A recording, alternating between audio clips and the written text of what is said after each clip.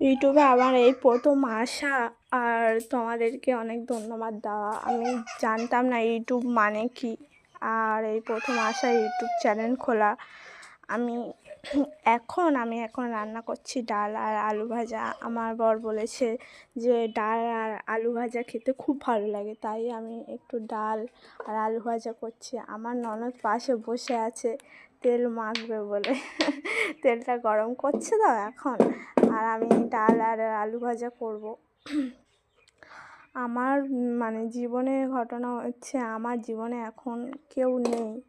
আমার মা বলো আর বাবা বলো, আমার জীবনে মানে খুব কষ্ট। আমি ছোট থেকে মানুষ হয়েছি আমার দিদিমার কাছে। আমার ভগবানের ইচ্ছা আমার হয়তো কোনো অসুবিধা হয়নি। ছোট থেকে মানুষ হয়েছি আমার দিদিমার কাছে, আমার দিদিমা মানুষ করে। আমার মা বাবা বলতে কেউ নেই আমার দুনিয়ায়। আর তার উপরে আমার ঠিক 14 বছরে আমার বিয়ে হয়ে গেছে। কারণ আমার মা বাবা নেই মানে আমার দুনিয়াকুলে কেউ নেই, এটাই হচ্ছে কথা। 14 বছরে আমার বিয়ে হয়ে গেছে। এখন আমার বয়স হচ্ছে 20। আর এখন আমার সংসারের দায়িত্ব, আমার সংসারের দায়িত্ব, তার উপরে একটা বাচ্চা হয়েছে আমার, একটা ছেলে আছে। তা এখন আমি হচ্ছে অনেকটা রোদে আমি বসে বসে রান্না করছি তো, তাই এতটা রোদ লাগছে। আমার শাশুড়ি শ্বশুর মানে হয়তো খুব ভালো।